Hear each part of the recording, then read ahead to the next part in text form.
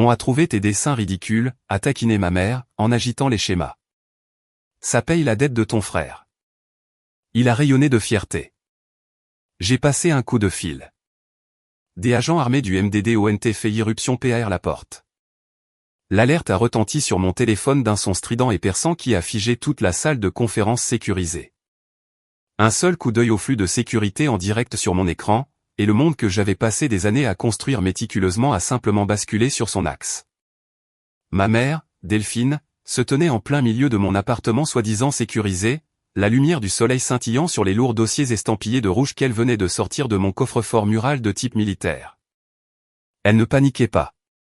Elle n'avait pas honte. Elle souriait, les tenant devant la caméra comme de vulgaires trophées. À côté d'elle, mon père Arnaud et mon jeune frère Marc rayonnaient de joie. J'étais à des kilomètres, dans une installation de l'entreprise sous-traitante du ministère de la Défense, assistant à la trahison ultime en temps réel. Mon badge de sécurité pesait lourd autour de mon cou, et je pouvais sentir mon pouls martelé dans ma gorge. Je n'ai pas crié. Je ne me suis pas précipité hors de la pièce. J'ai juste fixé les images haute définition et zoomé sur le visage de ma mère alors qu'elle prononçait les mots qui mettraient fin à notre famille pour toujours. On a trouvé tes dessins ridicules, a taquiné maman, agitant les schémas hautement classifiés directement devant l'objectif de la caméra, sachant que je vérifierais le flux. Marc a dit qu'il avait un acheteur. Tu dois une bouée de sauvetage à ton frère.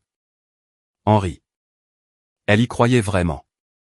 Elle croyait que les règles du gouvernement fédéral, les lois de la nation et la décence humaine la plus élémentaire ne s'appliquaient tout simplement pas à son précieux fils cadet. D'où écoutez-vous cette histoire en ce moment ? Avez-vous déjà réalisé que parfois les voleurs les plus dangereux de votre vie ne sont pas des étrangers cagoulés, mais les personnes qui partagent votre nom de famille ? J'étais assis là, dans la pièce stérile éclairée au néon, entouré d'hommes et de femmes qui tenaient la sécurité du pays entre leurs mains, tandis que ma propre chair et mon sang traitaient la sécurité nationale comme une vente de garage. Le coffre-fort qu'ils venaient de forcer était dissimulé derrière un faux panneau mural dans mon bureau à domicile. Il n'était pas destiné à contenir de l'argent de poche ou des bijoux. C'était un conteneur de rétention temporaire autorisé pour les matériaux de projet que j'auditais pour l'armée. Les documents qu'ils traitaient comme du papier brouillon étaient les plans structurels fondamentaux pour un système de défense hypersonique de nouvelle génération. Ils valaient environ 1,5 million d'euros sur le marché noir, et ma famille les mettait nonchalamment en sac comme des restes de course. Ma respiration a ralenti, devenant froide et mesurée.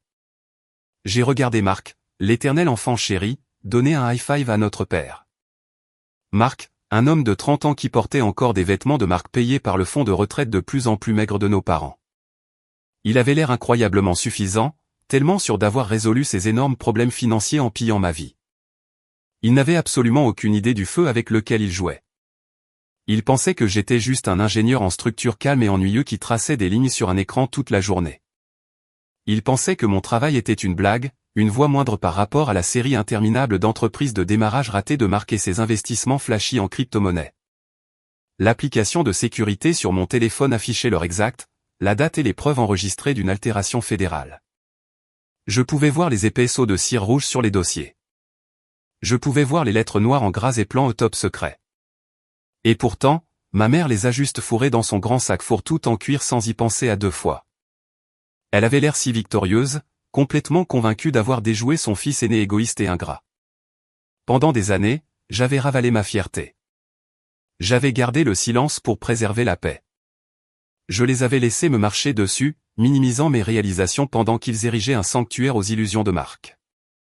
Je m'étais convaincu que maintenir un semblant de famille valait le constant manque de respect. Mais les regarder violer ma maison, voler des biens fédéraux et planifier de les vendre pour couvrir les dettes auto-infligées de Marc a brisé la dernière illusion que j'avais à leur sujet. Le cordon était coupé. Le lien familial n'était pas seulement brisé. Il était incinéré. J'ai verrouillé l'écran de mon téléphone et l'ai glissé dans ma poche. La colère que je ressentais n'était pas le genre de colère chaude et criarde. Elle était glaciale. C'était le genre de colère qui construit des ponts, puis les fait exploser. Il pensait qu'il prenait juste des croquis sans valeur pour sauver le Golden Boy une fois de plus. Il pensait m'avoir enfin remis à ma place. Mais ce qu'il ne réalisait pas, c'est qu'il venait d'activer une chasse à l'homme au niveau fédéral, et je tenais la gâchette. Pour comprendre comment mes parents ont pu si facilement s'introduire dans mon coffre-fort et me voler, il faut comprendre le musée de douleur qu'a été mon enfance. Dans notre maison, il n'y avait de place que pour une seule étoile, et cette étoile était Marc. J'étais juste le ciel sombre censé le faire briller plus fort. J'étais l'enfant invisible, le bourreau de travail, celui dont on attendait qu'il soit complètement autonome afin que toutes les ressources de la famille puissent être canalisées vers les grands rêves délirants de mon frère. Je me souviens très bien du premier artefact majeur de ce musée. J'avais 18 ans. Pendant 4 ans, j'avais travaillé des quarts de travail épuisants dans une quincaillerie locale, économisant chaque euro gagné pour payer mes frais de scolarité. Je gardais l'argent sur un compte d'épargne commun que mon père m'avait aidé à ouvrir quand j'étais mineur. 2 semaines avant le début de mon premier semestre, je suis allé à la banque pour retirer les fonds pour mes cours.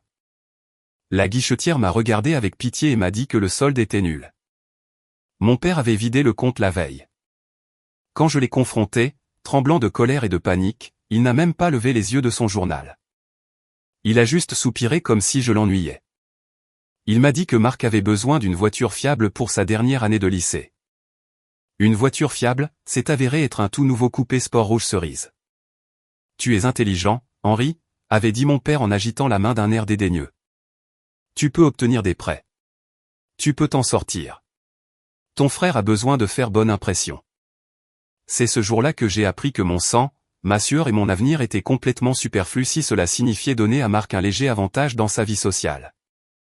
Le deuxième artefact a été ma remise de diplôme universitaire. J'avais réussi à payer mes études d'ingénieur, travaillant nuit et week-end, survivant avec des ramen bon marché et du café noir. J'ai obtenu mon diplôme avec les honneurs. Pour la première fois de ma vie, j'ai demandé à mes parents de me célébrer. Nous avions prévu un petit dîner dans un bon restaurant. J'ai acheté un costume bon marché. J'étais si fier. 1 heure avant le dîner, ma mère a appelé. Elle pleurait, mais pas des larmes de joie pour moi. Marc venait de rompre avec sa petite amie de l'université. Il était dévasté, affirmait-elle. Il ne pouvait absolument pas supporter de voir qui que ce soit célébrer en ce moment. Nous devons annuler, Henri, a-t-elle sangloté au téléphone. Nous devons être là pour lui. Il est dans un état très sombre. Tu comprends, n'est-ce pas? Nous pourrons manger un burger la semaine prochaine ou quelque chose comme ça. Ils ne m'ont jamais acheté ce burger. J'ai dîné seul dans mon petit studio, regardant mon diplôme encadré pendant que ma famille consolait un jeune homme de 22 ans pour une rupture standard. Et puis il y a eu le troisième artefact continu, la moquerie incessante de ma carrière. Quand j'ai décroché mon emploi avec l'entreprise sous-traitante de la Défense, c'était une immense réussite. Le processus de vérification a pris plus d'1 an. L'habilitation de sécurité était rigoureuse. Mais parce que je ne pouvais pas parler de ce que je faisais, mes parents ont supposé que j'étais un employé de bureau de bas niveau. Mon père adorait faire la cour lors des barbecues familiaux, nous comparant bruyamment. Marc est un visionnaire, annonçait papa en tapant mon frère sur l'épaule. C'est un entrepreneur. Il bâtit l'avenir.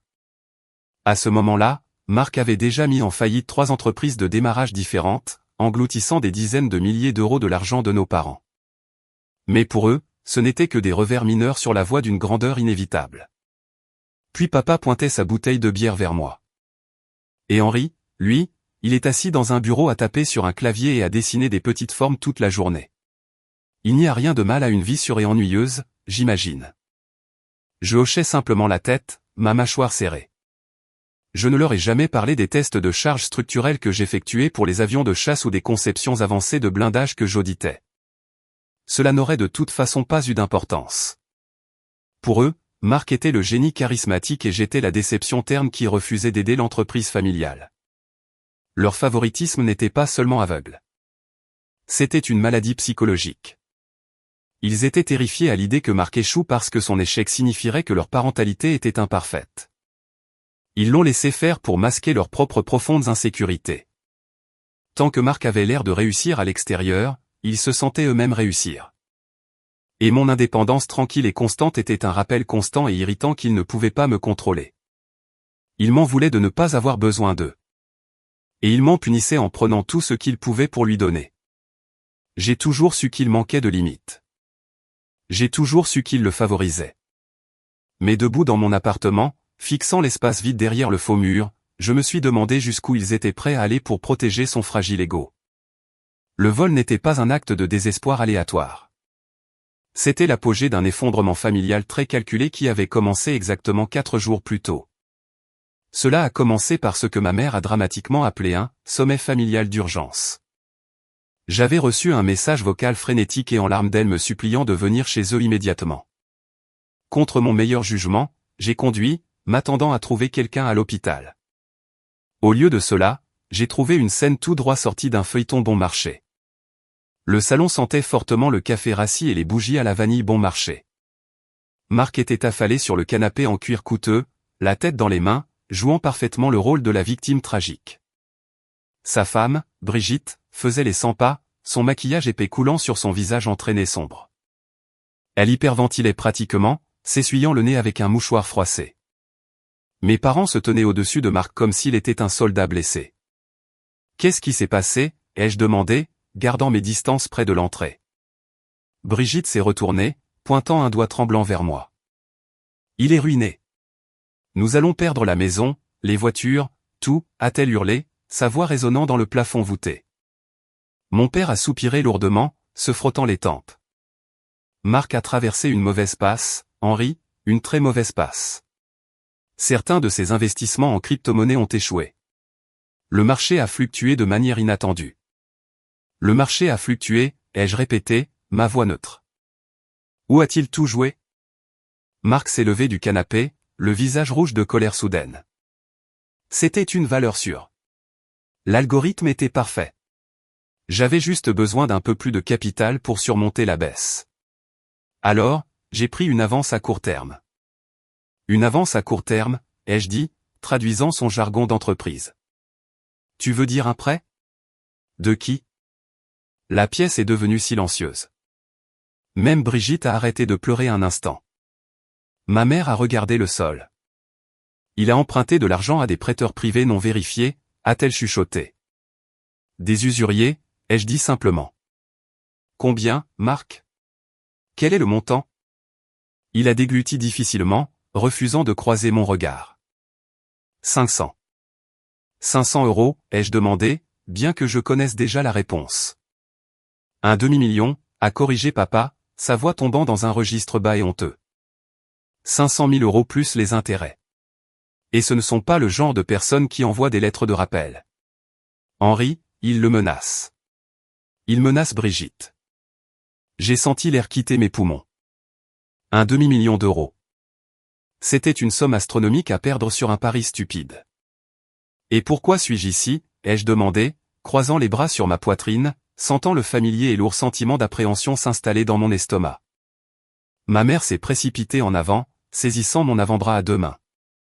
Sa poigne était étonnamment ferme, ses ongles s'enfonçant dans ma peau. Tu dois l'aider, Henri. Tu es son frère. Nous avons examiné tes finances. Ce bel appartement que tu as acheté en centre-ville, il a beaucoup de capitaux propres. Si tu prenais une deuxième hypothèque ou peut-être un prêt personnel à haut rendement sur la propriété, tu pourrais effacer sa dette. Je l'ai fixé, luttant sincèrement pour comprendre l'audace de sa demande. Il voulait que j'hypothécasse ma maison, le seul sanctuaire que j'avais construit entièrement par moi-même, pour payer un demi-million d'euros à des criminels violents parce que mon frère chéri voulait jouer à l'investisseur. Non, ai-je dit. Le mot était simple, net et définitif. Papa s'est avancé, son visage se durcissant dans ce masque familier d'autorité déçue. Nous ne demandons pas une aumône, Henri. C'est un prêt. Marc te remboursera dès que sa prochaine entreprise décollera. La famille s'entraide. Je ne brûlerai pas un demi-million d'euros pour sa stupidité, ai-je dit, ma voix montant légèrement. La colère froide transparaissait enfin. Il a créé ce désordre. Il peut en affronter les conséquences. Vendez son SUV de luxe. Vendez les sacs de marque de Brigitte. Vendez cette maison. Ne me demandez pas de ruiner ma vie pour lui.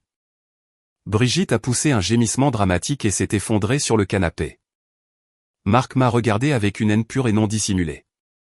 Tu m'as toujours jalousé, a-t-il crié en pointant un doigt accusateur. Tu n'es qu'un gars aigri et solitaire assis dans un bureau. Tu veux me voir échouer. Je n'ai même pas daigné répondre à cela. J'ai doucement mais fermement retiré les mains de ma mère de mon bras. Je pars. Ne me rappelez plus jamais à ce sujet. Alors que je tournais le dos et me dirigeais vers la porte d'entrée, la voix de ma mère m'a poursuivi, non plus suppliante, mais venimeuse. Tu es un monstre de sang-froid, Henri, a-t-elle hurlé, sa voix se brisant. C'est ta propre chair et ton propre sang. S'il lui arrive quoi que ce soit, ce sera de ta faute. Tu le paieras. Je suis sorti dans l'air frais du soir, refermant la porte derrière moi. Je pensais que sa menace n'était que le délire désespéré et en colère d'une mère perdant le contrôle de son récit parfait. Je pensais que ce n'était que des mots. J'avais largement sous-estimé leur désespoir, et j'avais complètement omis d'anticiper qu'ils s'introduiraient réellement chez moi pour concrétiser cette menace. Après avoir visionné les images de sécurité dans la salle de conférence, mon superviseur m'a immédiatement renvoyé chez moi pour sécuriser mes locaux. Le trajet jusqu'à la maison de mes parents était un flou d'asphalte gris et de feux de freinage clignotants. Le ciel au-dessus de la ville était lourd de nuages sombres et contusionnés, menaçant la pluie. Mes mains agrippaient le volant en cuir si fort que mes jointures étaient devenues blanches. J'avais passé les 2 dernières heures à coordonner avec mon agence, jetant les bases de ce qui devait être fait. Maintenant, je devais les regarder dans les yeux. Je devais voir exactement à quel point ils étaient tombés. J'ai tourné dans leur rue résidentielle immaculée. Le contraste était écœurant. Tout semblait incroyablement normal, les pelouses manucurées, les lampadaires décoratifs, la sécurité tranquille du quartier. Le SUV noir ridiculement cher et surdimensionné de marque était garé dans l'allée, bloquant le chemin du garage. À travers la grande baille vitrée de la salle à manger, je pouvais voir la lueur dorée et chaleureuse du lustre. Je pouvais les voir assis autour de la grande table en chêne. Je me suis garé dans la rue, j'ai coupé le moteur et j'ai remonté l'allée. Je n'ai pas pris la peine de frapper. J'ai poussé la porte d'entrée et suis entré dans le hall. La maison sentait intensément le steak grillé coûteux, l'ail rôti et le riche vin rouge. C'était un festin de célébration. Le son de leur rire flottait dans le couloir, léger et insouciant, complètement détaché de la réalité des crimes qu'ils venaient de commettre. Je suis entré dans la salle à manger, mes lourdes bottes faisant des bruits sourds sur le parquet. Le rire s'est tu instantanément. Brigitte a été la première à me voir. Elle s'est figée, sa fourchette à mi-chemin de sa bouche, un morceau de steak tremblant sur les dents. Marc a levé les yeux, son visage passant instantanément de la joie à l'arrogance défensive. Eh bien, regardez qui a décidé de se montrer, a dit papa, retrouvant rapidement son calme. Il a forcé un rire copieux et tonitruant qui sonnait entièrement faux. Prends une assiette, Henri. Il y a beaucoup à manger. Je n'ai pas bougé. Je me suis tenu au bout de la table, mes yeux fixés sur le lourd sac fourre-tout en cuir posé sur le sol à côté de la chaise de ma mère. Maman s'est essuyé la bouche avec une serviette en lin. Un sourire suffisant et satisfait jouait sur ses lèvres. Elle a fouillé dans le sac et a sorti les lourds dossiers scellés. Elle les a jetés au centre de la table de salle à manger d'une forte table désinvolte. Ne fais pas cette tête, Henri, a dit Delphine, son ton dégoulinant de condescendance. Elle a agité la main au-dessus des documents. J'ai emprunté tes dessins. Tu as refusé d'aider ton frère, alors nous avons dû faire preuve de créativité. Marc a un contact, un très riche investisseur étranger en technologie qui cherche des idées conceptuelles pour un nouveau jeu vidéo. Il paie le prix fort pour les schémas originaux. J'ai fixé les épais seaux de cire rouge, les lourds codes-barres de suivi du gouvernement imprimés sur les bords. Vous avez forcé mon appartement, ai-je dit, ma voix étonnamment calme, plus basse que d'habitude. Vous avez défoncé un coffre-fort mural en acier pour voler mes documents de travail. Papa a claqué la main sur la table, faisant teinter les verres de vin en cristal. Ne prends pas ce ton avec ta mère. Nous avons fait ce que nous devions faire. Les frères s'entraident en temps de crise. Puisque tu as décidé d'être complètement égoïste, nous sommes intervenus. Nous sommes une famille. Nous partageons le fardeau. Partager le fardeau, ai-je demandé, mes yeux se tournant vers Marc. Il coupait son steak, faisant semblant de s'ennuyer de la conversation. Tu vends ma propriété volée pour rembourser un usurier? Marc a reniflé, mâchant bruyamment sa nourriture. Oh, s'il te plaît, ne fais pas comme si c'était la Joconde. Ce ne sont que des brouillons d'architecture poussiéreux ou je ne sais quoi. Ils étaient dans une boîte derrière un mur. Tu ne les utilisais même pas. Le gars que je rencontre ce soir à l'hôtel va virer 300 000 € sur mon compte d'ici demain matin. C'est suffisant pour me débarrasser des requins et verser un acompte pour une nouvelle voiture. Il a fait une pause, pointant son couteau à steak vers moi, et, honnêtement, tu devrais me remercier. Je transforme tes ordures en argent réel. Peut-être que je t'achèterai une belle montre quand tout ça sera fini. Je les ai regardés tous les trois. Ils étaient complètement isolés dans leur bulle d'arrogance et d'entitlement. Ils avaient justifié un vol qualifié comme un petit service familial. Ils croyaient sincèrement que parce que j'étais juste leur fils calme et décevant, rien de ce que je possédais n'avait de réelle valeur. Ils pensaient que le monde fonctionnait selon leurs termes, où la survie de Marc était la seule loi qui comptait. Ils étaient sur le point d'apprendre que le monde réel ne se soucie pas de leur dynamique familiale. La salle à manger était étouffante.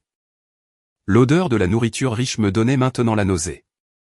J'ai regardé les dossiers posés à côté de la saucière.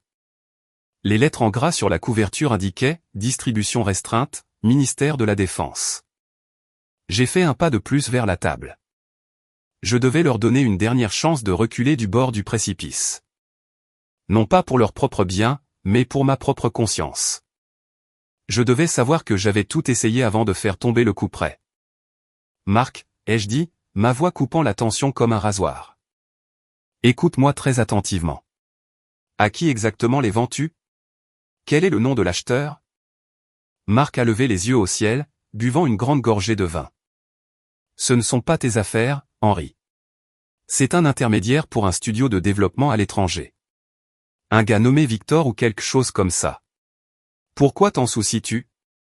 Tu es tiré d'affaire de ton propre égoïsme. Regarde la couverture de ces dossiers, ai-je ordonné, mes yeux brûlant les siens. Regarde le tampon rouge dans le coin supérieur droit. As-tu la moindre idée de ce que signifie ce sceau? Mon père a soupiré, l'air épuisé par ma persistance. Henri, assez de drame. C'est un tampon d'entreprise. Chaque bureau d'entreprise en a un. Tu travailles pour un sous-traitant civil, bon sang. Arrête de faire comme si tu gardais l'or à la Banque de France. Ce n'est pas un tampon d'entreprise, ai-je dit, mon ton parfaitement égal. Et ce ne sont pas des concepts de jeux vidéo. Marc a ri, un son rauque et grinçant. Il a tendu la main sur la table et a attrapé le dossier du dessus. Tu dois toujours tout faire paraître si important. Toujours à vouloir jouer les grands. Avant que je puisse dire un mot de plus, Marc a saisi le bord du dossier et a violemment arraché le lourd seau de sécurité rouge en plein milieu. Le bruit du papier épais qui se déchirait était assourdissant dans la pièce silencieuse. C'était le bruit d'un crime fédéral commis sous mes yeux.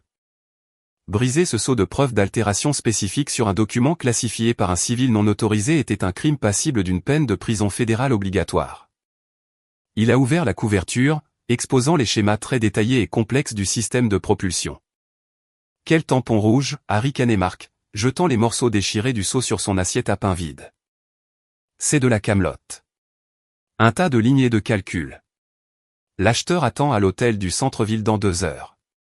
Tu devrais être à genoux en train de me remercier d'avoir rendu ta vie ennuyeuse réellement rentable. Delphine a souri chaleureusement à Marc, lui tapotant la main. Il a raison, chérie. Nous faisons ça pour le bien de toute la famille.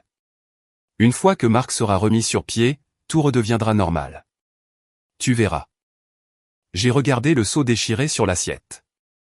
J'ai regardé les plans exposés qui pourraient modifier l'équilibre du pouvoir militaire mondial s'il tombait entre les mains d'un adversaire. Et puis j'ai regardé ma mère, mon père et mon frère. Le dernier fil d'obligation familiale s'est rompu. Il n'a pas rompu avec un grand fracas. Il s'est simplement dissous dans le néant. La colère a disparu, remplacée par une clarté profonde, glaçante.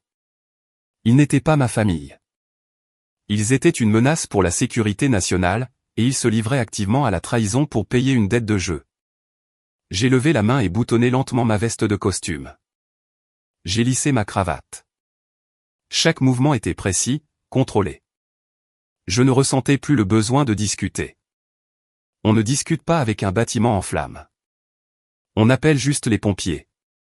Tu as déchiré le seau, ai-je dit doucement, énonçant un simple fait. Oui, je l'ai déchiré. Et alors, a défié Marc, avançant son menton.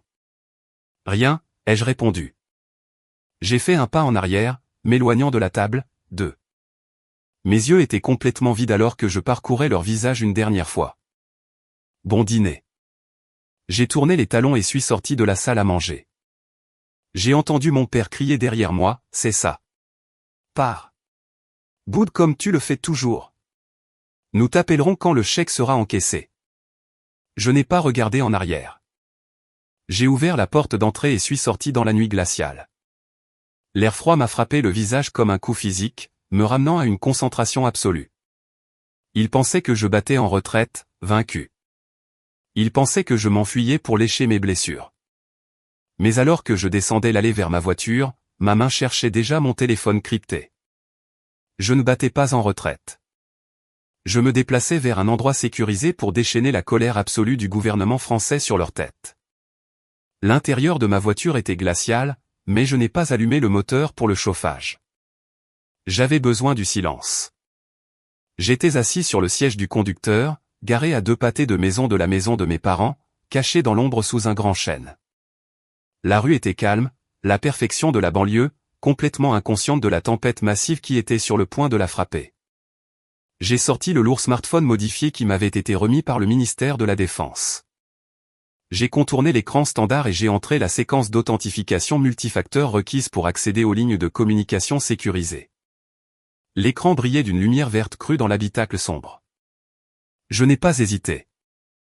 Je n'ai pas ressenti une seule goutte de remords. J'ai composé le contact d'urgence direct de l'agent spécial Corbeau, l'enquêteur principal du bureau de l'inspecteur général du ministère de la Défense. La ligne a cliqué 2 fois, suivie d'une série de bips électroniques indiquant que la liaison de chiffrement était réussie. Corbeau, une voix grave et rauque a répondu immédiatement. Pas de salutation, pas de politesse. Ici l'ingénieur en structure senior, Henri, ai-je dit. Ma voix était stable, sonnant plus comme une machine qu'un homme signalant sa propre famille. J'initie un code écarlate. Je répète, code écarlate. Il y a eu une inspiration brusque à l'autre bout de la ligne. Le code écarlate était la désignation pour une violation confirmée d'actifs militaires de niveau 1 hautement classifié. Protocole d'authentification, a exigé Corbeau, sa voix baissant d'un octave, passant entièrement en mode tactique. J'ai débité mon code de sécurité alphanumérique et la phrase de passe quotidienne rotative sans manquer un battement. Authentification confirmée, a dit Corbeau. Le son d'un clavier qui cliquetait rapidement en arrière-plan. Parlez-moi, Henri. Qu'est-ce qui est compromis? Matériaux du projet Minotaur, ai-je répondu, fixant le pare-brise et la rue vide. Plan complet de propulsion et structurel retiré de mon coffre-fort de rétention sécurisé secondaire à ma résidence principale. Le cliquetis s'est arrêté instantanément. Qui les a? Cible civile. 3 individus, ai-je déclaré, sentant le froid du volant contre mes jointures. Ils sont actuellement en possession des documents à une adresse résidentielle. Ils ont déclaré leur intention explicite de vendre les schémas à un intermédiaire étranger non identifié opérant dans le secteur du centre-ville ce soir. Le prix discuté était de 300 000 € pour couvrir des dettes illicites. La voix de Corbeau s'est tendue. C'était un agent expérimenté, mais une violation de cette ampleur par des civils nationaux était rare. Henri, je consulte votre flux de sécurité résidentielle maintenant. Les journaux indiquent une effraction forcée. Attendez. La reconnaissance faciale identifie les suspects. Il y a eu une lourde pause. Le silence à travers le canal crypté semblait assez épais pour être coupé. Henri. Les principaux suspects sont listés comme votre père, votre mère et votre jeune frère. Confirmé. Confirmé, ai-je dit. Ma voix n'a pas tremblé. Elle n'a pas craqué. Cible 1, Arnaud.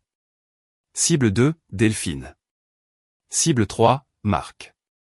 La cible 3 a déjà physiquement détruit les sceaux fédéraux sur les dossiers pour en inspecter le contenu. Henri, a dit Corbeau, et pendant une fraction de seconde, l'agent fédéral s'est éclipsé, et il y avait une pointe de sympathie humaine dans son ton. Êtes-vous absolument certain de cela? Une fois que j'aurai appuyé sur ce bouton, je ne pourrai pas le désactiver. La machine prend le relais. C'est du territoire de la loi sur l'espionnage. Je suis certain, ai-je répondu froidement. Il planifie activement une transaction avec un actif étranger. Procéder selon le protocole opérationnel standard. Je transmettrai leurs coordonnées exactes à votre terminal maintenant. Compris, a dit Corbeau, son ton redevenant de l'acier. Ne les engagez plus. Maintenez une distance de sécurité. Je mobilise une équipe d'intervention tactique et je contacte la division de contre-espionnage de la BFI pour intercepter l'acheteur à l'hôtel.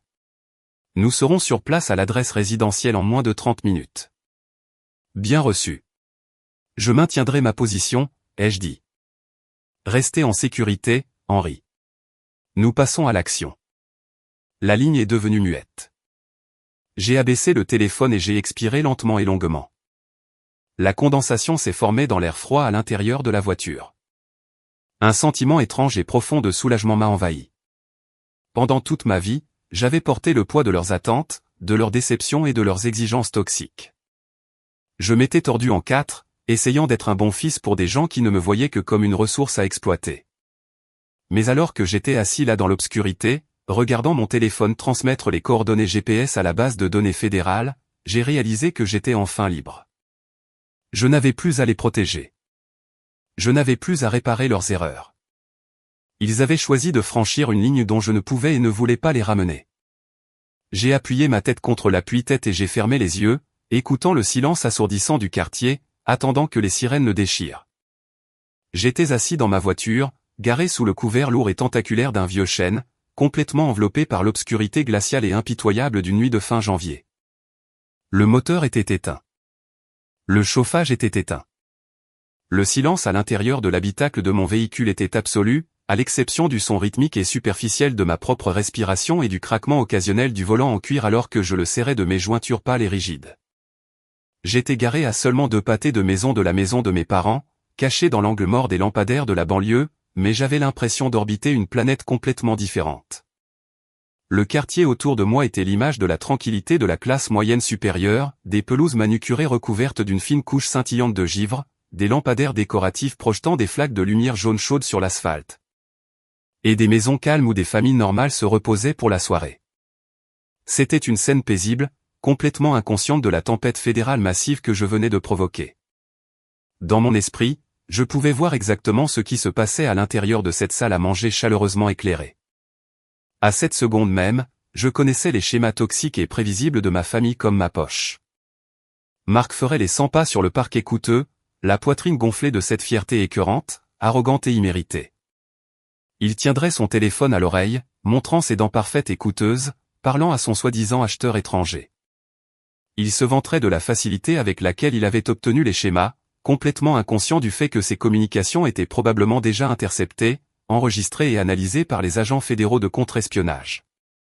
Brigitte serait assise sur le canapé, faisant défiler des catalogues en ligne sur sa tablette, choisissant déjà les vacances de luxe qu'il prendrait aux Caraïbes une fois que les usuriers seraient payés et que l'argent excédentaire serait déposé en toute sécurité sur leur compte bancaire.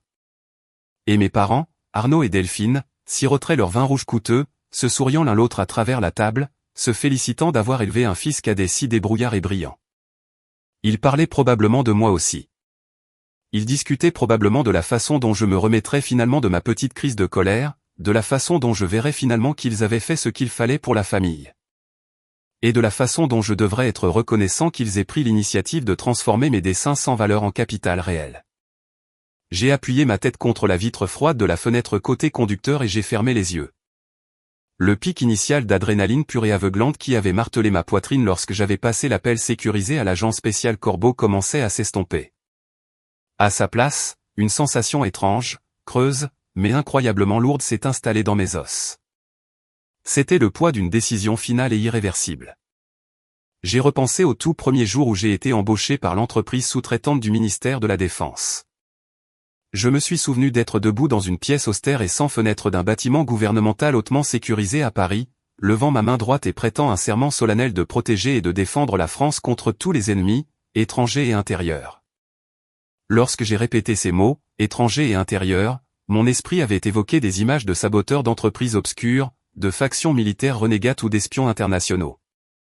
Pas une seule fois, dans mes pires cauchemars, je n'aurais imaginé que la menace intérieure pour laquelle j'appellerais une équipe d'intervention militaire tactique serait ma propre mère emballant des documents classifiés top secret dans son sac à main de créateur tandis que mon père lui servait un verre de merlot. L'ironie tragique de tout cela était accablante. Toute ma vie, j'avais été le fiable, le calme, le fils qui n'avait jamais demandé un sou, qui ne s'était jamais attiré d'ennuis judiciaires, qui avait payé ses études d'ingénieur en travaillant la nuit, et qui avait construit une vie respectable et honorable entièrement à partir de rien.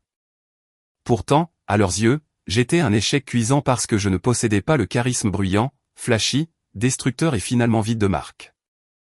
Ils étaient prêts à sacrifier complètement ma carrière, ma liberté et tout mon avenir juste pour colmater les brèches dans le navire en perdition de marque. Ils considéraient ma vie comme un entrepôt de pièces de rechange pour ces échecs sans fin. Mon téléphone crypté a vibré doucement dans le porte-gobelet, une impulsion courte et nette qui a brisé le silence. J'ai jeté un coup d'œil à l'écran lumineux. C'était un message texte sécurisé et fortement crypté de l'agent spécial Corbeau. Hôtel cible sécurisé. Acheteur intercepté et neutralisé avec succès. La division de contre-espionnage de la Brigade fédérale d'investigation a actuellement l'actif étranger sous garde fédérale.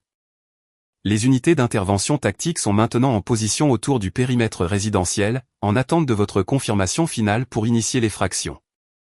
J'ai fixé les mots pendant un long moment. C'était le point de non-retour. Une fois que j'aurais donné le signal, ma famille, telle que je la connaissais, cesserait d'exister. Mais ensuite, je me suis souvenu du son de Marc déchirant le sceau de sécurité fédérale rouge. Je me suis souvenu du rire moqueur de ma mère. J'ai pris le téléphone et j'ai tapé un seul mot définitif. Procéder. J'ai regardé l'horloge numérique lumineuse sur mon tableau de bord. Il était exactement 20h14. Les secondes s'écoulaient d'une lenteur agonisante. 57, 58, 59 20h15. La rue tranquille de la banlieue, qui dormait paisiblement quelques instants auparavant, était sur le point de devenir l'épicentre d'un raid fédéral. Le jeu était terminé. Le compte à rebours avait atteint 0, et la fragile illusion de leur famille parfaite et intouchable était sur le point d'être brisée en 1 million de morceaux irréparables. J'ai pris une profonde inspiration, me préparant à rentrer une dernière fois dans la fosse aux lions. J'ai démarré le moteur de ma voiture, le rugissement sourd et soudain du moteur brisant le silence glacial et mortel de l'habitacle. Je n'ai pas allumé les phares. J'ai mis en marche avant et j'ai lentement fait avancer le véhicule dans la rue sombre, rampant vers la maison de mes parents comme un fantôme. J'ai garé 2 maisons plus loin, coupé le contact et suis sorti dans l'air hivernal mordant. Je voulais voir ça. J'avais besoin de voir ça. Après une vie entière d'humiliation, de dévalorisation et d'être traité comme un citoyen de seconde zone dans ma propre famille, je devais être témoin du moment exact où leurs illusions toxiques entraient violemment en collision avec la réalité absolue et intransigeante de la loi. J'ai marché jusqu'au bord de l'allée, mes lourdes bottes craquant doucement sur l'herbe couverte de givre, en faisant attention de rester hors de la ligne de mire directe. Je ne suis pas allé directement à la porte d'entrée. Au lieu de cela, je me suis dirigé silencieusement vers la grande fenêtre de la salle à manger, me tenant juste à l'abri de la lumière intérieure dorée et chaude. À travers la vitre transparente, je pouvais voir qu'ils avaient complètement dépassé la tension de mon départ et étaient passés au dessert. Ma mère se tenait au bout de la table, fredonnant un air joyeux en coupant une énorme tranche de riche gâteau au chocolat, la faisant glisser sur l'assiette de Marc avec un regard d'adoration pure et non dissimulé. Mon père était adossé à sa chaise, riant de bon cœur à quelque chose que Marc venait de dire, brandissant un verre en cristal de whisky cher. Brigitte frappait dans ses mains. Un sourire lumineux, cupide et écœurant de triomphe plaqué sur son visage.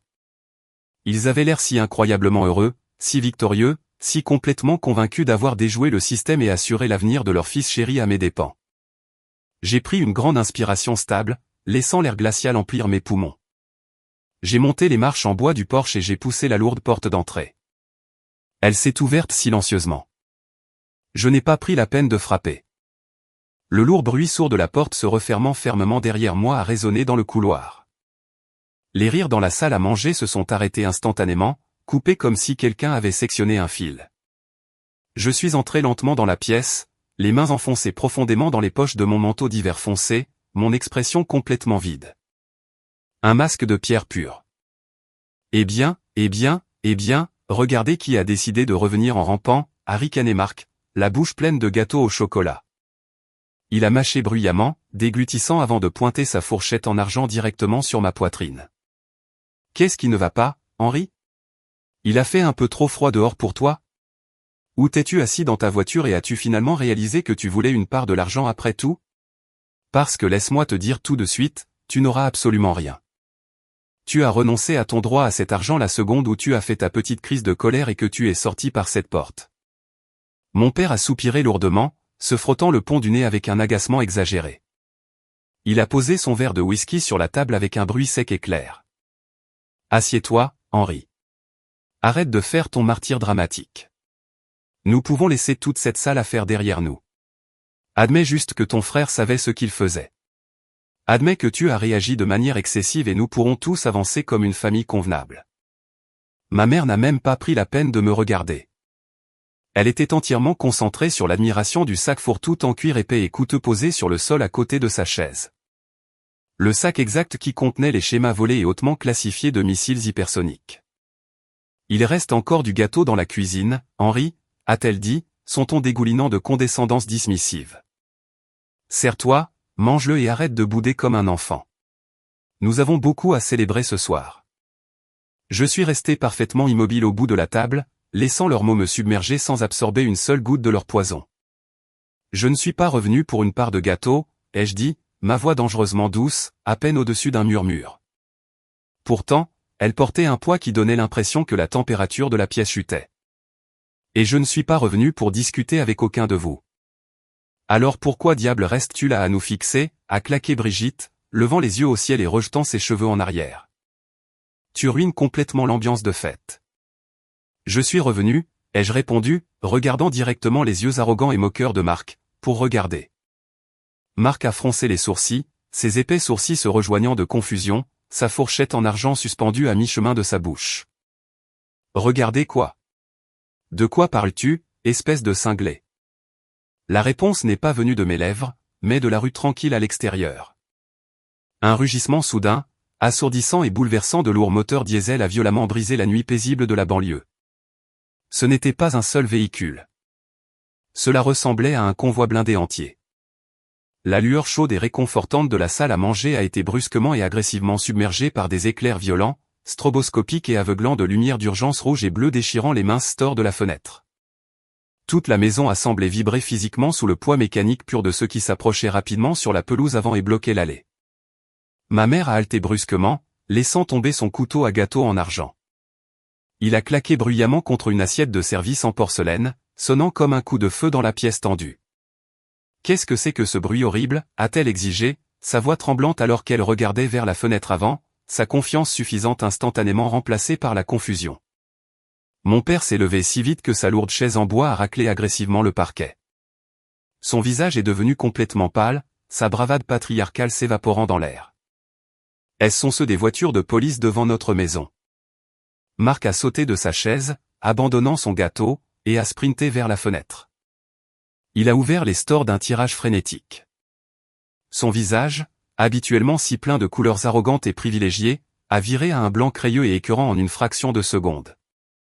Il a trébuché en arrière, renversant une chaise de salle à manger, ses mains s'envolant instinctivement en l'air comme s'il essayait de se rendre à un fantôme.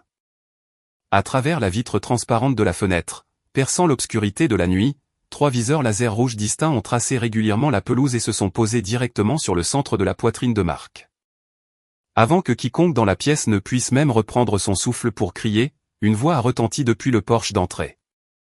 Elle était amplifiée par un mégaphone militaire lourd, faisant vibrer les cloisons sèches et secouer les photos de familles encadrées accrochées dans le couloir. Gendarmes fédéraux. Ouvrez la porte immédiatement. Le coup qui a suivi n'a pas ressemblé à des jointures humaines sur du bois. Cela a ressemblé à un bélier en acier massif frappant la lourde porte en chaîne avec la force d'un train de marchandises. 3 coups massifs, retentissants et rythmés qui ont fait balancer et cliqueter violemment le lustre en cristal au-dessus de nos têtes. Les morceaux de verre ont carillonné une mélodie chaotique et terrifiante. Brigitte a poussé un cri aigu et absolument terrifié et est tombée à genoux, couvrant ses oreilles de mains tremblantes. Mon père est resté figé sur place, sa bouche s'ouvrant et se fermant silencieusement comme un poisson étouffant sur terre sèche, complètement incapable de former un seul mot cohérent. Ma mère est retombée lourdement sur sa chaise de salle à manger, ses yeux écarquillés d'une horreur pure et paralysante, fixant le couloir sombre vers la porte d'entrée. Je n'ai pas bronché. Je n'ai pas bougé. Je suis juste resté là, parfaitement calme, les regardant. L'arrogance, le sentiment illimité de droit, la certitude exaspérante qu'ils étaient intouchables et au-dessus des lois. Tout cela brûlait sous mes yeux en quelques secondes. Et la porte était sur le point de céder. La lourde et coûteuse porte d'entrée en chêne ne s'est pas simplement ouverte. Elle a littéralement explosé vers l'intérieur. Le lourd pêne dormant en laiton a complètement fait éclater le cadre de porte en bois, envoyant des éclats de bois et de cloisons sèches voler à travers le carrelage de l'entrée. Le bruit était assourdissant, résonnant comme une démolition contrôlée dans l'espace confiné du foyer. Un flot massif d'hommes et de femmes vêtus d'un équipement tactique noir de minuit a inondé la maison comme une marée sombre et imparable. Ils portaient des casques en Kevlar, de lourds gilets pare-balles et des fusils d'assaut spécialisés. Sur leur poitrine et leur dos étaient apposés en lettres jaunes réfléchissantes les acronymes MDD, BIG et BFI. Ils se déplaçaient avec une précision militaire terrifiante, entraînée et absolument impitoyable. Se déployant rapidement dans le salon, la cuisine et le couloir, sécurisant instantanément toutes les sorties et éliminant tout angle mort possible. Mains où nous pouvons les voir. Personne ne bouge un muscle, a rugi un officier tactique massif, son arme levée et dirigée directement sur le centre de la poitrine de mon père. Arnaud a levé les mains très haut, ses genoux claquant visiblement l'un contre l'autre. Le fier patriarche de la famille était réduit à un désordre tremblant. S'il vous plaît, ne nous tirez pas dessus. Nous n'avons aucune arme dans la maison. C'est une terrible erreur. Brigitte sanglotait hystériquement sur le sol, recroquevillée en une boule serrée et pathétique sous la table de la salle à manger, criant quelque chose d'entièrement incompréhensible dans le tapis. Marc était complètement appuyé contre le mur du fond de la salle à manger, ses mains plaquées à plat contre le papier peint à la main coûteux. Les points laser rouges des tireurs d'élite extérieurs dansaient toujours régulièrement sur sa chemise blanche.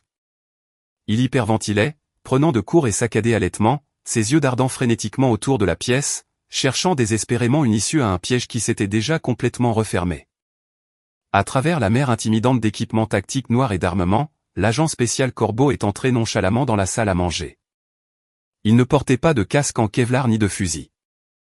Il était vêtu d'un costume sombre, impeccable et parfaitement ajusté, son badge d'enquêteur fédéral doré pendant en évidence et lourdement à sa ceinture en cuir. Son visage était sculpté dans du granit absolu. Ses yeux perçants balayaient la pièce chaotique avec une aura d'autorité totale et incontestable. Ma mère a finalement retrouvé sa voix, bien qu'elle tremble si violemment qu'elle pouvait à peine former une phrase complète. Elle s'est accrochée au bord de la table à manger pour ne pas s'effondrer. « Officier, s'il vous plaît, vous devez m'écouter. Il y a eu un terrible malentendu ici ce soir. Nous sommes de bonnes personnes respectueuses des lois. Je suis la présidente de l'association de quartier. Nous n'avons rien fait de mal. » L'agent spécial Corbeau a complètement ignoré son existence, passant devant elle comme si elle n'était qu'un meuble. Il a dépassé les membres terrifiés et tremblants de ma famille et s'est arrêté directement devant moi.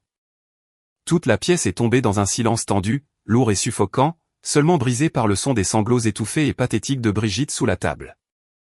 Les officiers tactiques ont maintenu leur position, statut d'intention létale. Corbeau s'est tenu droit, a claqué ses chaussures polies, a redressé ses épaules et m'a adressé un salut militaire net et profondément respectueux. Directeur de l'ingénierie Henri, a dit Corbeau, sa voix grave et autoritaire portant clairement à travers la pièce silencieuse, résonnant sur les murs. Le périmètre est entièrement sécurisé. Nous avons intercepté avec succès votre signal de détresse d'urgence. L'actif étranger hostile tentant d'acheter les matériaux à l'hôtel du centre-ville a été appréhendé et est actuellement sous garde fédérale. Le titre a flotté dans l'air comme un poids physique étouffant.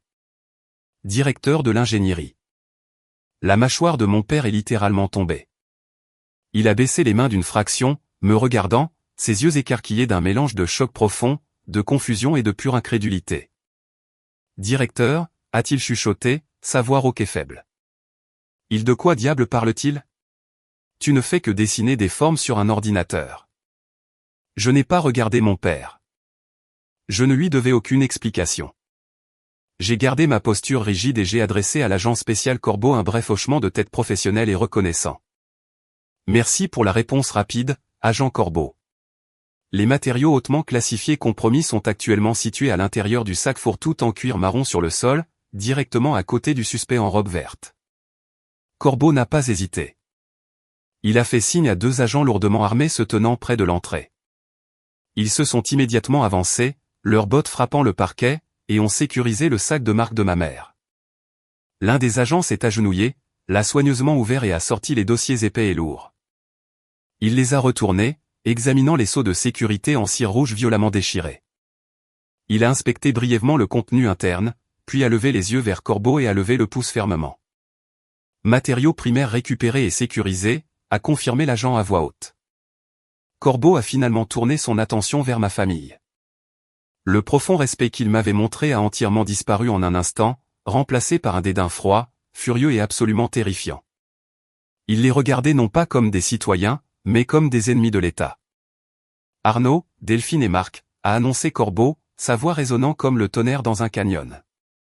Vous êtes tous actuellement en état d'arrestation pour le vol qualifié de biens gouvernementaux classifiés, espionnage industriel national et tentative de vente illégale d'actifs militaires hautement restreints à un ressortissant étranger non enregistré. Marc a poussé un gémissement aigu et pathétique, se décollant légèrement du mur. Non, non, attendez. Vous ne comprenez rien. Ce n'était que des dessins. Mon frère dessine des concepts de jeux vidéo stupides pour gagner sa vie. C'était juste une blague inoffensive pour obtenir de l'argent rapide pour rembourser un prêt. C'est un différend familial. Corbeau s'est approché de Marc, envahissant complètement son espace personnel. Dominant le Golden Boy. Concept de jeu vidéo, a répété Corbeau, son ton imprégné d'un venin absolument acide. Espèce d'arrogant, d'ignorant incroyable. Les documents que vous avez nonchalamment volés d'un coffre-fort fédéral sécurisé cet après-midi sont les plans structurels et de propulsion avancés d'un système de missiles balistiques hypersoniques de nouvelle génération. Corbeau a fait une pause, laissant le poids terrifiant de ses mots s'imprégner avant de porter le coup de grâce. Ils sont évalués par le ministère de la Défense à exactement 1,5 million d'euros. Et vous avez intentionnellement détruit les sceaux de sécurité fédéraux pour les regarder. Vous n'avez pas commis un différend familial. Vous avez commis une trahison contre la République française. Le silence qui a suivi était absolu et assourdissant. L'ampleur de ce qu'ils avaient réellement fait, l'échelle insondable et catastrophique du crime qu'ils pensaient être une faveur familiale mineure et justifiable, s'est finalement écrasée sur leur tête comme un bâtiment en ruine. Les genoux de mon père ont fléchi, et il est retombé lourdement sur sa chaise de salle à manger, se tenant la poitrine d'une main tremblante, haletant, comme si l'oxygène avait été aspiré de la pièce. Brigitte a poussé un long cri perçant sous la table avant de s'évanouir complètement, s'affalant sur le parquet dans un tas de tissus coûteux. Et Marc, l'enfant chéri, l'entrepreneur invincible qui ne pouvait rien faire de mal, a regardé ses coûteux pantalons de marque. Une tache sombre et humide se propageait rapidement le long de sa jambe, s'accumulant autour de ses chaussures en cuir. Il s'était complètement mouillé de pure terreur. Il a glissé lentement le long du mur, repliant étroitement ses genoux contre sa poitrine, sanglotant de manière incontrôlable comme un enfant terrifié qui venait de réaliser que les monstres étaient réels. Ils avaient passé toute ma vie à penser que mon existence était une blague. Ils avaient pensé que mon travail était sans valeur, ennuyeux et en dessous d'eux. Ils regardaient maintenant le monde réel, et ils découvraient que le monde réel était complètement et absolument impitoyable envers ceux qui enfreignent ses règles. Merci beaucoup d'avoir regardé l'histoire jusqu'à présent. Si vous êtes toujours là, veuillez laisser un commentaire avec la phrase exacte « Je suis là ». C'est le code secret pour nos auditeurs les plus dévoués, et je promets de liker et de répondre à chaque commentaire qui inclut « Je suis là ». Les agents tactiques se sont déplacés avec une efficacité rapide, brutale et entièrement dénuée de sympathie. Le bruit métallique, lourd et crépitant des menottes fédérales se verrouillant violemment a rempli la salle à manger auparavant festive. Clic, clic, clic. C'était une symphonie froide et mécanique de la justice enfin rendue. Un agent massif a attrapé Marc par l'épaule, le tirant rudement sur ses pieds. Il a tiré agressivement les bras de Marc derrière son dos. L'enfant chéri a crié de douleur aiguë, son visage déformé par l'agonie alors que l'acier froid mordait profondément dans ses poignets, mais l'agent n'a pas desserré sa prise d'1 millimètre. Un autre officier lourdement armé a tiré mon père de sa chaise. Arnaud n'a pas résisté. Il n'a offert absolument aucune résistance. Il avait l'air complètement vaincu, vidé de l'intérieur, fixant le plancher d'un air vide tandis que ses droits de Miranda lui étaient lus d'une voix rapide, monotone et entièrement indifférente. Deux agents tactiques féminins sévères ont approché agressivement ma mère. Delphine a reculé, heurtant durement le bord de la table à manger, les mains levées dans un déni frénétique et désespéré. Non, non, vous ne pouvez pas me faire ça. Je suis un membre respecté de cette communauté. J'organise le club de lecture du quartier tous les mardis. Je fais des dons au fond de la police locale. C'est ma maison et vous n'avez pas le droit de me traiter comme une criminelle. Madame, mettez vos mains derrière votre dos tout de suite, a ordonné l'agente, son ton complètement neutre, n'admettant absolument aucune discussion ni aucun délai.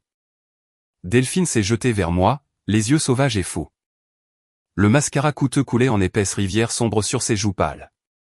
Elle ressemblait à un animal acculé. Henri, Henri, s'il vous plaît, pour l'amour de Dieu, a-t-elle crié, sa voix se déchirant, résonnant durement sur les murs. Dites-leur. Dites-leur tout de suite que c'est une énorme erreur. Dites-leur que nous sommes une famille. Vous ne pouvez pas juste rester là et les laisser emmener votre propre mère menottée. Je vous ai donné la vie. Je vous ai élevé. J'ai mis un toit sur votre tête. Je suis resté là, les mains toujours nonchalamment posées au fond des poches de mon manteau d'hiver. Ma posture était complètement détendue.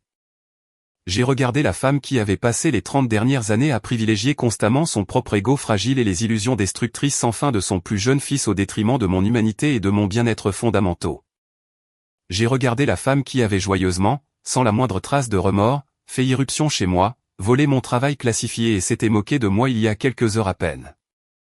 Vous avez absolument raison, maman, ai-je dit, ma voix coupant sans effort ses sanglots hystériques, sonnant incroyablement calme, égale et entièrement dépourvue de toute sympathie ou émotion. Toute la pièce a semblé s'arrêter une fraction de seconde. Les yeux de ma mère se sont écarquillés avec une étincelle d'espoir soudaine, désespérée et frénétique. Les larmes se sont momentanément arrêtées. Elle a en fait pensé, même maintenant, que j'allais la sauver. Elle a pensé que l'ancienne dynamique familiale toxique où Henri encaisse les coups, nettoie le désordre et se sacrifie pour la famille était sur le point de s'activer une dernière fois.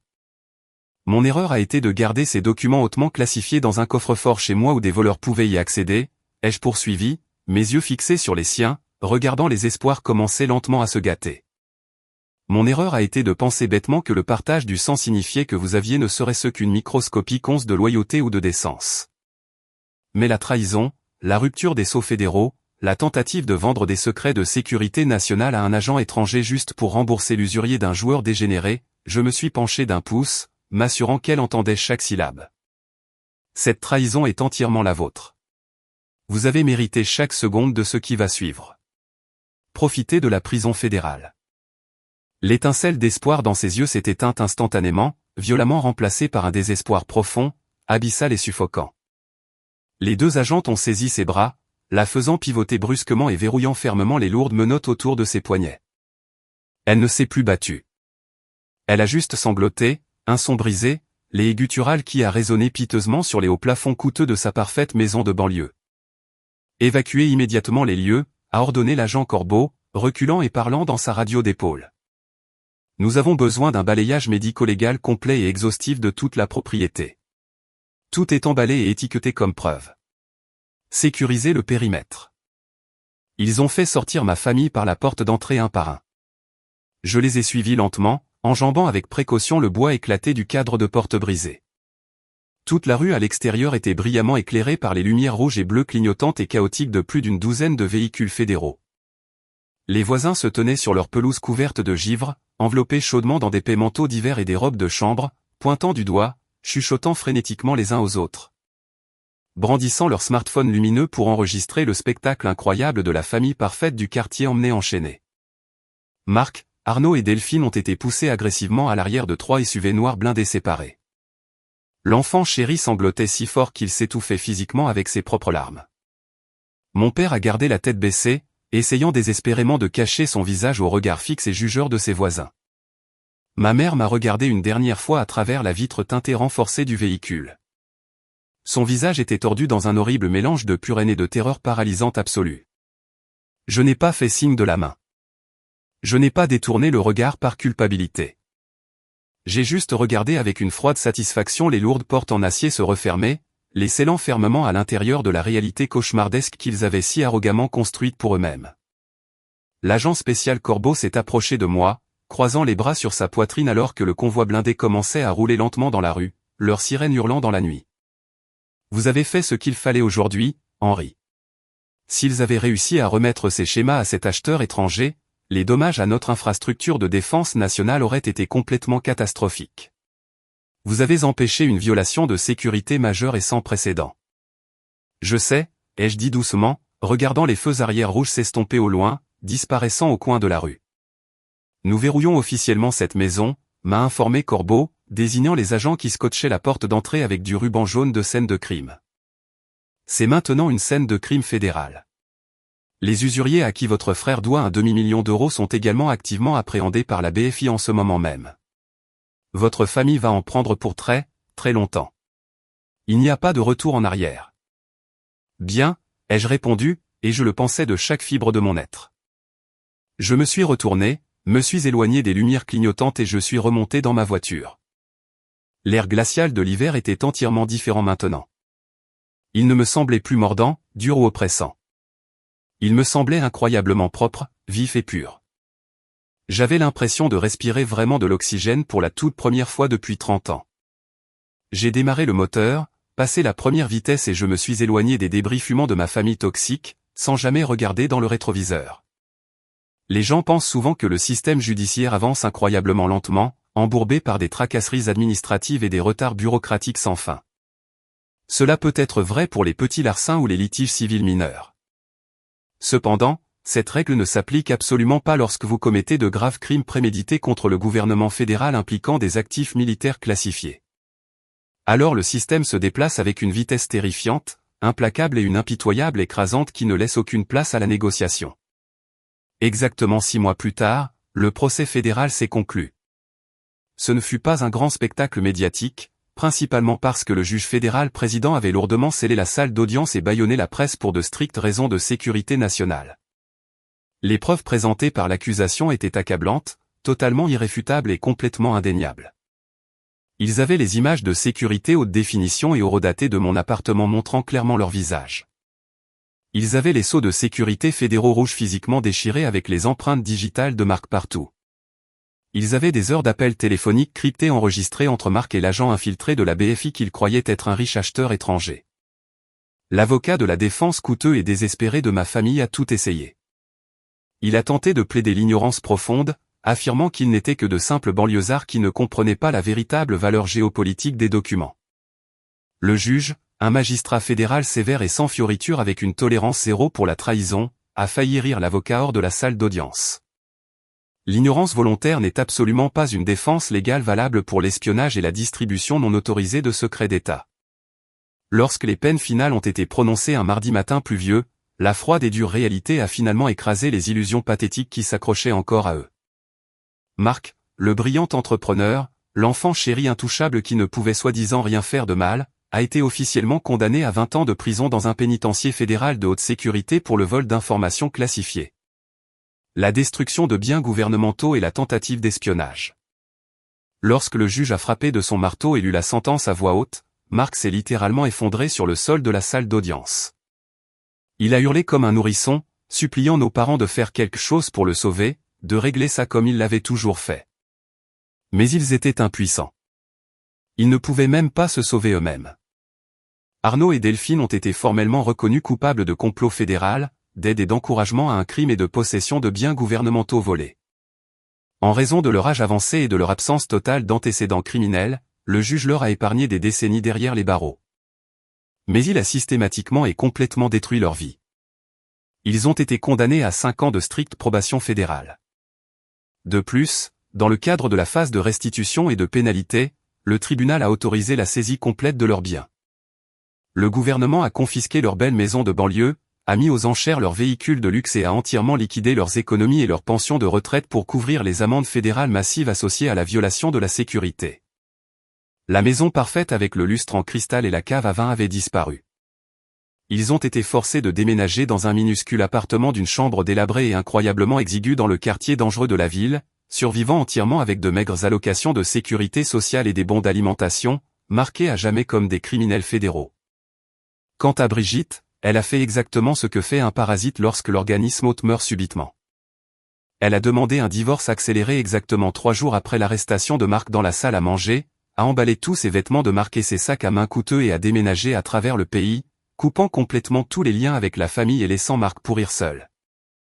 J'étais assis tranquillement au dernier rang de la galerie pendant toute la phase de prononcé de la sentence. Je portais un costume sombre parfaitement ajusté. J'étais assis parfaitement droit, les mains soigneusement pliées sur mes genoux. Lorsque mes parents ont finalement été conduits hors de la salle d'audience par les huissiers, ils avaient l'air 50 ans plus vieux.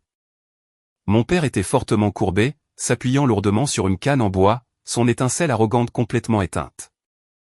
Les cheveux de ma mère étaient devenus complètement gris, ses yeux vides, creux et dénués de vie. Ils n'ont même pas osé regarder dans ma direction en passant. La honte lourde et écrasante était tout simplement trop lourde à supporter pour eux. Ma vie, en revanche, a pris la direction exactement opposée. Ma gestion calme et calculée de la situation et mon refus absolu et inébranlable de compromettre la sécurité nationale au nom d'une loyauté familiale toxique ont immédiatement attiré l'attention des plus hauts niveaux du ministère de la Défense. J'ai été rapidement promu conseiller principal en sécurité pour toute la division du littoral atlantique. J'ai reçu une augmentation de salaire massive qui a changé ma vie, une équipe d'analystes dédiés sous mon commandement et une mention élogieuse officielle directement du Pentagone pour bravoure et intégrité. J'ai immédiatement vendu mon ancien appartement. Voulant un nouveau départ, j'ai utilisé l'argent, ainsi que mon nouveau salaire substantiel, pour acheter un superbe Penthouse de luxe hautement sécurisé surplombant la scintillante ligne d'horizon de la ville.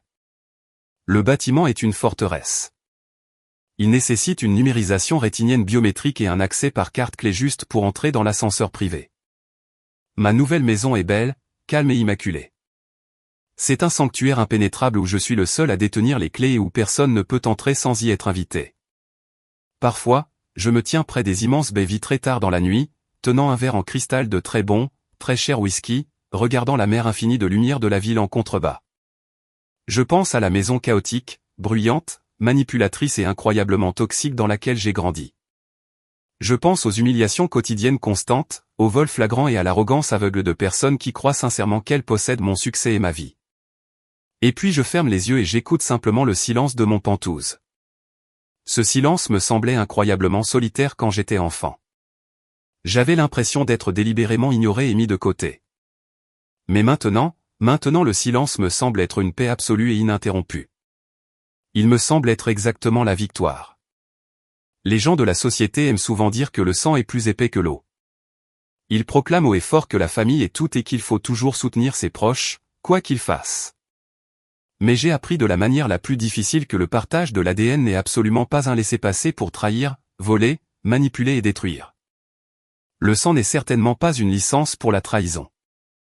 Je préférerais de loin être le fils invisible et décevant, vivant tranquillement avec mon intégrité intacte, plutôt qu'une marionnette piégée pour toujours dans leur jeu criminel toxique.